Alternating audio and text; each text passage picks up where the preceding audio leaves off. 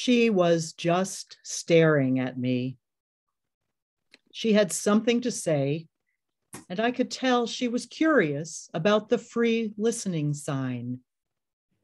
But she didn't seem to have the courage to speak to me, not yet. It was 2016, a hot July day in Cleveland, and Benjamin Mathis was planted outside the Republican National Convention. He held a simple homemade sign, free listening. And some people had taken advantage of that offer. They'd come up to Mathis to talk about their families, their jobs, and the reasons they were in Cleveland. But no one had yet engaged him solely on issues. But then the woman who'd been hesitating on the sidelines walked up like a young warrior preparing for battle. And she spoke. "I don't usually do this, and I know this isn't a hot button topic anymore, but I think abortion is wrong." And she elaborated, voicing an opinion that even most abortion opponents would find extreme. Benjamin Mathis recalls, as she spoke to me about her beliefs on abortion, I wanted to stop her and tell her my story.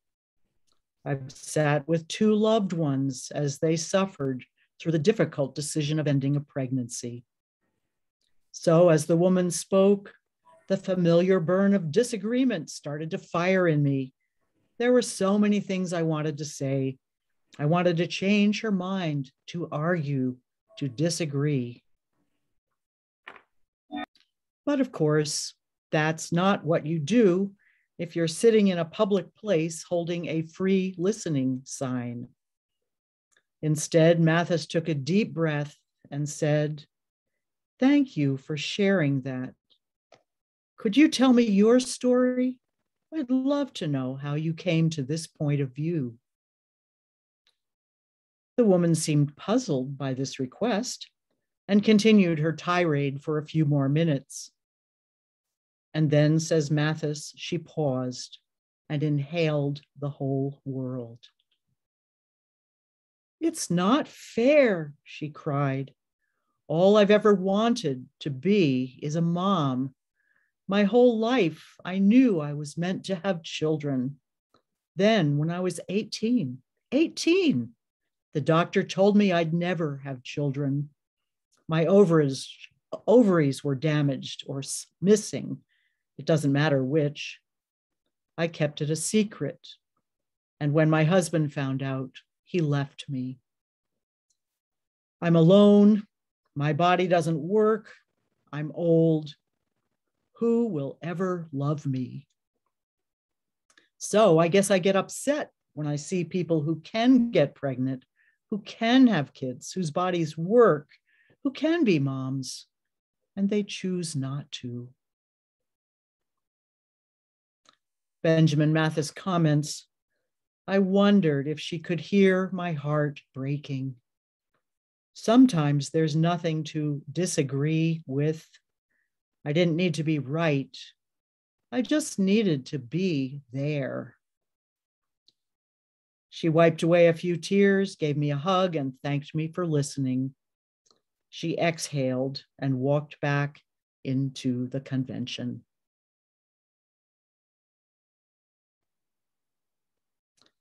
Now, as far as we know, no one was converted through this conversation. No issues, quote unquote, were resolved. There was no political agreement, no meeting of the minds. But a compassionate connection was made, a meeting of the hearts, if you will, transcending slogans and sound bites. And when I read Benjamin Mathis' description of this exchange, it was somehow like finding water in a dry and thirsty land. I doubt I'm the only one who's alarmed by the deterioration of public conversation in this country. And it seems to have reached bottom during COVID and the last presidential campaign, But every time I think it can't possibly get any worse, it gets worse. And of course, when I remember back, I realize it's been declining for years. It was 2010, after all, 11 years ago, that Jon Stewart and Stephen Colbert felt compelled to stage a Million Moderates march in Washington. The slogan, as I recall, was, "Turn it down a notch, will ya?" But in 11 years, the volume has only increased. And when I hear some of the rhetoric and see the footage from places like Charlottesville or the Capitol building on January 6th, or numerous rallies across the country, including in Michigan, it hits close to home. And not only do I fear for the future of our country, but also for the personal safety of some of my family, my African-American daughter-in-law and step-grandson, for instance, my transgender relative harassed on their college campus. And I know that some of you share this fear for yourselves or someone you love.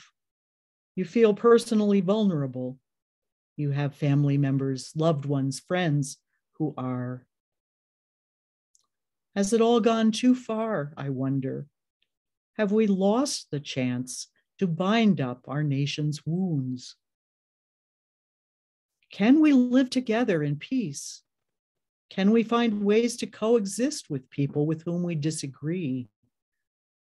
People whose opinions we find threatening?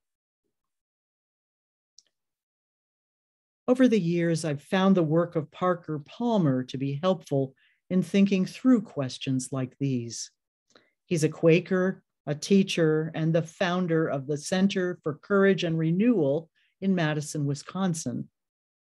In his book, Healing the Heart of Democracy, which he wrote about 10 years ago, he lifts up the idea of the politics of the brokenhearted. Palmer starts with a very personal story from 2004, the year he turned 65. That year, he began a descent into deep depression. And it wasn't his first encounter with depression, but at 65, it hit him especially hard as people close to him were dying and his own body was losing strength. And on top of the depression was a sense of becoming disoriented. He writes, "It was as if I had lost the secret decoder ring I owned when I was a kid, and with it, my ability to make sense of 21st century life." Simultaneously, he recalls, "I was dismayed at the state of the nation. I began to feel like a displaced person in my own land." But to quote Theodore Retke, Michigan poet, "In a dark time, the eye begins to see." In the midst of his depression, Palmer discovered new clarity about himself and his community. He also felt himself called to engage politics in a new way. And through this, he came to believe that heartbreak and depression don't have to leave us solitary or sequestered at home. They can instead expand our sense of connection with others, including those others whose basic beliefs are really contrary to our own. And he points out that they might not extend to every single person. He writes, "With people who are irrevocably committed to violence, I may never find the smallest patch of common ground. But could I find one with others whose views differ sharply from mine? Could I find a small patch, perhaps, but one large enough that we could stand there and talk for a while?"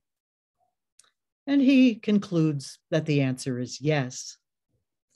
For example, he thinks people at opposite ends of the political spectrum may nevertheless share some deep concerns, an abiding grief over some of modernity's worst features, perhaps: mindless relativism, corrosive cynicism, disdain for tradition and human dignity, indifference to suffering and death. But If the conversation stays abstract, connections will probably be elusive.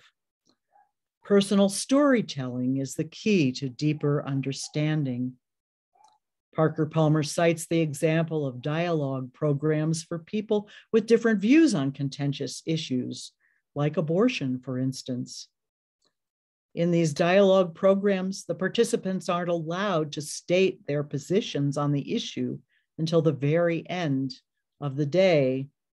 Instead, they share their own stories while others in the group simply listen.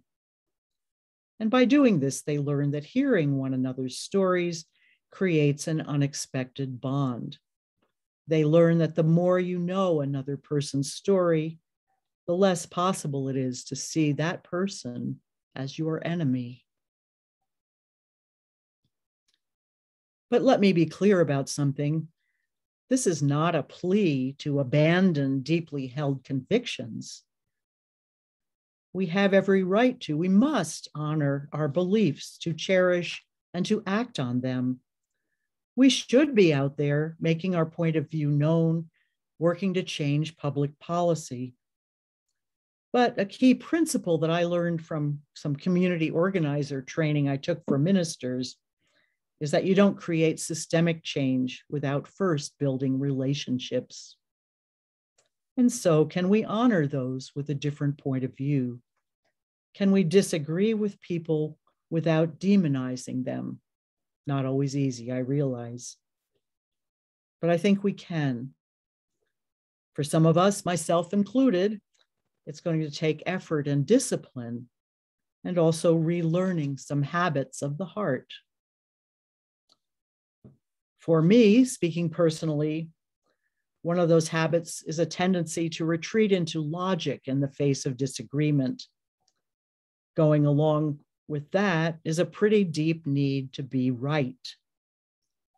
And so when disagreement emerges, one of the things I need to do, instead of jumping into the fray, is to take a deep breath and connect with something deeper. As the song goes, peace begins with me. Now, by this, I'm not saying that the blame for deteriorating public discourse falls equally on everyone. I do think that some people have contributed more than others to the breakdown of civility. At the same time, I know that trying to change anyone but myself is futile, and that is always humbling to realize. But the good news about this is if we change our own patterns, there's a chance we will give others the space to change theirs. And that means we might be able to free ourselves within some seemingly not locked in conflicts.